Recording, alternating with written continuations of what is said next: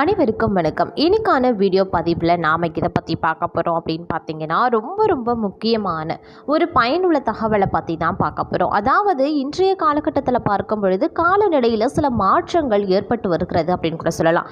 மேலும் பார்த்தீங்கன்னா உலகம் முழுக்க பார்த்தீங்க அப்படின்னா நிறம் மாறக்கூடிய பெருங்கடல்கள் இருக்கிறது. பெரும்பாலும் கடல்கள் அப்படின்னா நீலம் கலந்த பச்சை நிறத்தில் இருக்கலாம், அப்படி இல்லைன்னா நீலம் நிறத்தில் காணப்படும். தற்போது பார்த்தீங்க அப்படின்னா மாறி வரக்கூடிய காலநிலைக்கு ஏற்றவாறு பெருங்கடல்களினுடைய நிறங்கள் மாறிக்கொண்டே இருக்கிறது அப்படின்னு தான் சொல்லணும். அதை பற்றிய முழு விளக்கத்தை இன்னைக்கு பார்க்க போகிறோம். இந்த மாதிரி பெருங்கடல்களினுடைய இயற்கையான நிறம் மாற்றம் அடைவது அப்படிங்கிறது ஆபத்தான விளைவுகளை ஏற்படுத்துமா, இல்லை எப்படிப்பட்ட பேரழிவை உருவாக்கும் அப்படிங்கிறத பற்றியும், அது நன்மையா தீமையா, இல்லை அது தானாகவே சரியாக்கிடுமா அப்படிங்கிறத பற்றின பல முக்கிய தகவலை இன்னைக்கு வீடியோவில் நாம் தெரிஞ்சுக்க போகிறோம். இந்த பதிவு உங்களுக்கு மிக பயனுள்ள விகிதத்தில் அமைய பெறும். வீடியோக்குள்ளே போகிறதுக்கு முன்னாடி இது வரைக்கும் நீங்கள் நம்ம சேனலை சப்ஸ்கிரைப் பண்ணலைன்னா உடனே சப்ஸ்கிரைப் பண்ணிக்கோங்க. அப்படியே பக்கத்தில் இருக்கக்கூடிய நோட்டிஃபிகேஷனுக்கான பெல் பட்டனையும் ப்ரெஸ் பண்ணிக்கோங்க. சரி நேயர்களே, வாங்க வீடியோக்குள்ளே போகலாம். காலநிலை மாற்றத்தின் விளைவாக கடலில் இருக்கக்கூடிய பைட்டோ பிளாங்டன் அப்படிங்கிறக்கூடிய உயிரிகளின் பரவலில் சமநிலை குலைந்து கடல்களில் பெரிய பாதிப்பை ஏற்படுத்தி வருகிறதுங்க. நீங்கள் கடலை சித்தரித்து வரையும் போது ஒளிரும் பசும் நீல நிறத்தில் கடல் நீரை கற்பனை செய்து வண்ணம் தீட்டி இருக்கிறீர்களா? நினைத்து பார்க்க அழகாக தான் இருக்கும். ஆனால் நமது பிரபஞ்சத்தின் பெருங்கடல்களில் சில பகுதிகள் உண்மையிலேயே பசுமை நிறமாக மாறும் சாத்தியங்கள் இருப்பதாக சமீபத்திய ஆராய்ச்சிகள் கூறுது. இதற்கு முக்கிய காரணமாக சொல்லப்படுவது காலநிலை மாற்றம்ங்க. இது விஞ்ஞானிகள் மத்தியில் கவலையை ஏற்படுத்தி இருக்கு அப்படின்னு நான் சொல்லணும். ஏன் அப்படின்னா சில பகுதிகளில் கடல் நீர் பார்த்தீங்கன்னா அடர்பச்சை நிறமாக மாறி வருவதாக விஞ்ஞானிகள் கருதுறாங்க. குறிப்பாக பூமத்திய ரேகைக்கு அருகில் இருக்கக்கூடிய பகுதிகளில் அடர்பச்சை நிறமாகவும் மற்ற பகுதிகளில் அடர் நீல நிறமாகவும் மாறி வருவதாக ஆய்வுகள் கூறுகிறது. இந்த நிற மாற்றம் நம்மளுடைய கண்களுக்கு புலப்படாது அப்படின்னாலும் கூட செயற்கைக்கோள் ஆய்வுகளின் மூலமா இந்த மாற்றத்தை பதிவு செய்திருக்காங்க. இந்த நிறத்தை மனித மொழியில விவரிப்பது அப்படிங்கிறது கொஞ்சம் கடினமான ஒன்றுதான்.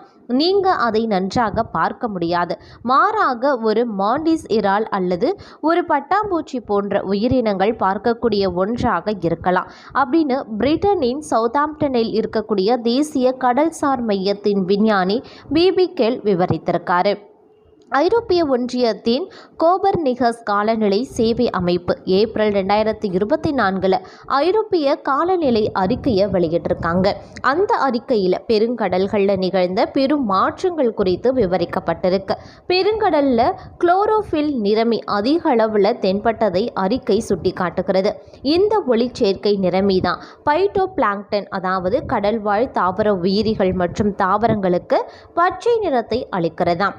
அது மட்டும் இல்லாமல் ஜெட்டி அப்படிங்கிற கடல் நீர் பசுமையாக காட்சியளிப்பது குளோரோஃபில் நிறைந்த நுண்ணிய தாவரங்களின் பரவலால் ஏற்படுதுங்க.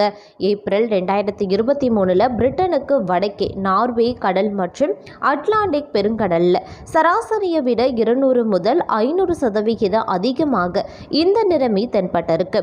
அதே நேரத்தில் ஐபீரிய தீபகற்பகத்தின் மேற்கே அமைந்திருக்கக்கூடிய பெருங்கடலில் அவை 60 முதல் 80% குறைவாக இருந்திருக்கு. ஜூன் 2023 சராசரியை விட மத்திய தரை கடலில் குளோரோஃபில் அளவு 50 முதல் 100% அதிகமாக இருந்திருக்கு. இரண்டு நிகழ்வுகள்லையும் சராசரி அளவீடுகள் 1998 முதல் 2020க்கு இடைப்பட்ட காலத்தில் எடுக்கப்பட்டிருக்கு. இது போன்ற மாற்றங்கள் ஒவ்வொரு ஆண்டும் நிகழக்கூடிய இயற்கையான செயல்பாடு கிடையாது. அவை இயல்பான மாறுபாடுகளுக்கு அப்பாற்பட்டவை அப்படின்னு விஞ்ஞானிகளும் நம்புகிறாங்க. இந்த நிறமாற்றம் கடல் வெப்பமடைவதற்கான அறிகுறியாகும். கோபர்னிகாஸ் காலநிலை சேவை அமைப்பு சேகரித்த கடல் மேற்பரப்பு வெப்பநிலை பற்றிய பிபிசி பகுப்பாய்வு உலகின் பெருங்கடல்கள் வரலாறு காணாத வெப்பமயமாதலை சந்தித்து வருகின்றன என்பதை வெளிப்படுத்தியிருக்காங்க. உலக உலக பெருங்கடல்கள் பதிவு செய்யப்பட்ட வெப்பமயமாதலை அனுபவிப்பதையும் அதை வெளிப்படுத்தியிருக்கு. ஒவ்வொரு நாளும் உலக பெருங்கடல்களில் வெப்பநிலை பதிவுகள் முந்தைய ஆண்டை விட அதிகமாக இருப்பதை இந்த பகுப்பாய்வு கோடிட்டு காட்டுகிறது. நாசா செயற்கைக்கோள்களை பயன்படுத்தி 20 ஆண்டுகளாக தரவுகள் சேகரிக்கப்பட்டு அதனை வரைபடமாகி நேச்சர் ஆய்வு இதழில் வெளியிடப்பட்டிருக்கு. இந்த சமீபத்திய ஆய்வு அறிக்கை பிபிக்கள் தலைமையில் வெளியிடப்பட்டிருக்கு. மசாசூசெட்ஸ் தொழில்நுட்ப நிறுவனம் விஞ்ஞானிகளுடன் சேர்ந்து உலகின் பாதிக்கும் மேற்பட்ட கடல் பகுதி, அதாவது 56% நிறம் மாறி இருப்பதை அவர் கண்டறிந்திருக்கார். இதை புரியும்படி சொல்ல வேண்டும் அப்படின்னா 56% அப்படிங்கிற இந்த பகுதி அளவு உலகின் அனைத்து நிலப்பரப்புகளை விடவும் பெரியது அப்படின்னு நான் சொல்லணும். இந்த மாற்றங்கள் ஏன் நிகழ்கின்றன என்பதற்கான உறுதியான காரணங்கள் விஞ்ஞானிகளுக்கு தெரியவில்லை அப்படின்னாலும் கூட கடலின் மேற்பரப்பில் வாழக்கூடிய பைட்டோ பிளாங்டன் பரவல் பெரிய தாக்கத்தை ஏற்படுத்துகிறது அப்படின்னு அவர்கள் நம்புறாங்க. பைட்டோ பிளாங்டன் அப்படிங்கிறது கடலின் மேற்பரப்பில் மிதக்கக்கூடிய நுண்ணிய தாவரங்கள் அப்படின்னு கூட சொல்லலாம். இவை கடலின் உணவு சங்கிலியில் தொடக்க புள்ளியாக இருக்கும் முக்கிய உயிரினம் அப்படின்னு தாங்க சொல்லணும். கிரில் முதல் திமிங்கலங்கள் வரையிலான கடல் உணவு சங்கிலியில் பங்கு வகிக்கக்கூடிய மற்ற உயிரினங்களையும் தக்க வைப்பது பைட்டோ பிளாங்டன் தான். ஒளிச்சேர்க்கையின் போது சூரிய ஒளியில் இருந்து ஆற்றலை பெற தாவரங்கள் பயன்படுத்தும் பச்சை நிறமியான குளோரோஃபில் பைட்டோ பிளாங்டன்லேயும் இது இருக்கு. வளிமண்டலத்தில் இருக்கக்கூடிய கார்பன் டை ஆக்சைடை கடலுக்கு மாற்றுவதில் பைட்டோ பிளாங்டன் பெரும் பங்கு வகிக்குது. பொதுவாகவே கடலின் நிறம் அப்படிங்கிறது அதன் மேல் அடுக்குகளில் உள்ளவற்றின் பிரதிபலிப்பாகத்தான் இருக்கும். பெருங்கடல்களில் மேற்பரப்பு அடர் நீல நிறத்தில் காட்சி அளித்தால் அங்கு பைட்டோ பிளாங்டன் போன்ற உயிரிகள் இருப்பு குறைவாக இருக்கிறது அப்படின்னு அர்த்தம். அதே சமயம் அடர் பசுமை நிறத்தில் தென்பட்டா கடலின் மேற்பரப்பில் அதிக பைட்டோ பிளாங்டன் இருப்பதாக குறிக்கும். கடலின் மேற்பரப்பில் இருந்து பிரதிபலிக்கும் சூரிய ஒளியின் அலை நீளங்களை ஆய்வு செய்வதன் மூலமாக எவ்வளவு குளோரோஃபில் உள்ளது என்பதை மதிப்பிட முடியும் அப்படிங்கிறது விஞ்ஞானிகள் கருதுகிறாங்க. கடலில் இருக்கக்கூடிய வெவ்வேறு வகையான பைட்டோ பிளாங்டன் உயிரிகள் ஒளிச்சேர்க்கைக்கு பயன்படுத்தப்படும் நிறமிகளின் வெவ்வேறு கலவைகளை கொண்டிருக்கு. இந்த நிறமிகள் வெவ்வேறு அலை நீளங்களில் ஒளியை உறிஞ்சுது. உதாரணமாக சிவப்பு சாயம் கொண்ட ஒரு கிளாஸ் தண்ணீரில் சிவப்பு நிறமாக காட்சியளிக்கும். ஏன்னா அதில் சிவப்பு அல்லாத அலை நீளத்தை உறிஞ்சும் தன்மை இருக்கு. பைட்டோ பிளாங்டனும் அப்படிதான். இவை தண்ணீரில் இருக்கக்கூடிய துகள்கள், அதனால ஒளியை சிதறடிக்கும் தன்மை கொண்டவை என்கிறார்கள் கேல். அது மட்டும் இல்லாமல் நாசாவின் அக்வா செயற்கைக்கோளில் இருக்கக்கூடிய கருவியான மோடிஸ் 7 புலப்படும் அலை நீளங்களின் அளவீடுகளை எடுத்திருக்கு. இது கணினி மாதிரிகளின் அடிப்படையில் முந்தைய ஆய்வுகளில் கைப்பற்றப்பட்டதை விட முழுமையான வண்ண நிறை மாலையை குறிக்கிறது.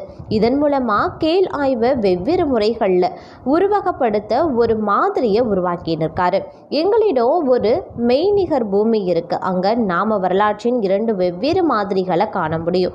ஒரு மாதிரியில் காலநிலை மாற்றம் இருக்காது, மற்றொன்றில் காலநிலை மாற்றம் இருக்கும் அப்படின்னு அவர் விளக்கியிருக்காரு. வண்ண மாற்றங்களினுடைய ஸ்பெக்ட்ரத்தை வரைபடமாக்க மோடிஸ் தரவு அப்படிங்கக்கூடிய நாசாவின் அக்வா செயற்கைக்கோளில் இருக்கக்கூடிய ஒரு கருவியில் இருந்து கேல் 20 வருட தரவுகளையும் எடுத்திருக்காரு. அந்த 2 மெய்நிகர் பூமிகளும் காலப்போக்கில் எவ்வாறு வேறுபடுகின்றன என்பதையும் உண்மையான கடலில் ஏற்படக்கூடிய மாற்றங்களையும் நாம் பார்க்கலாம். இந்த செயல்முறையில் தான் உலகின் பெருங்கடல்களில் 56% மேற்பரப்பு நிறம் மாறிவிட்டது என்பது கண்டறியப்பட்டிருக்கு. குறிப்பாக பூமத்திய ரேகைக்கு அருகில் இருக்கக்கூடிய வெப்பமண்டல பெருங்கடல் பகுதிகள் காலப்போக்கில் அடர் பசுமை ஆகியிருக்கு. ஏன்னா பைட்டோ பிளாங்டன் அதிகரிக்கிறதுனால குளோரோஃபில் அதிகம் காணப்படுது. அனைத்து முக்கிய கடல் படுக்கைகளையும் மாற்றங்களை நாங்கள் கவனித்திருக்கோம். இந்த மாற்றம் பசிபிக் அப்படி இல்லைனா அட்லாண்டிக் அப்படி இல்லைனா இந்திய பெருங்கடலில் மட்டும் நிகழது கிடையாது. இவை உண்மையிலேயே உலகளாவிய மாற்றங்கள் அப்படின்னு சொல்லியிருக்காங்க அப்படின்னு அதாவது கேலும் விவரித்திருக்காரு. மாசசூசெட்ஸ் அப்படிங்கிற தொழில்நுட்ப நிறுவனம் மற்றும் உலகளாவிய மாற்றத்திற்கான அறிவியல் மையத்தின் கடல்சார் விஞ்ஞானி ஸ்டெபானி அப்படின்றவரின் முந்தைய அறிவறிக்கையில் இந்த கோட்பாடு வெளியிடப்பட்டிருக்கு. அதனை கேல் தலைமையிலான ஆய்வும் உறுதிப்படுத்துது.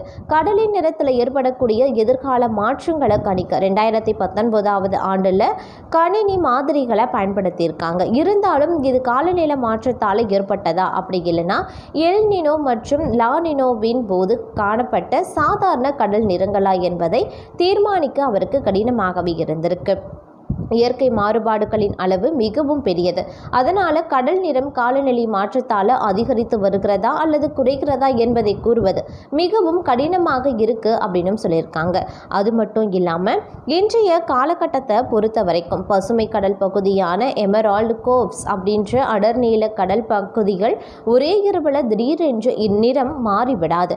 ஆனால் வெப்பநிலை அதிகரிக்கும் போது நிறங்களின் போக்கும் மாறுபடும். உண்மையிலே நாம கவலைப்படுவது கடலின் நிறம் மாறிவிடும் என்று கிடையாது. இந்த வண்ணங்கள் மோசமான காலநிலை மாற்றத்தை பிரதிபலிக்கிறது. எங்கள் கவலையெல்லாம் சுற்றுச்சூழல் அமைப்பை பற்றியது அப்படின்னு கேல் சொல்லியிருக்காரு.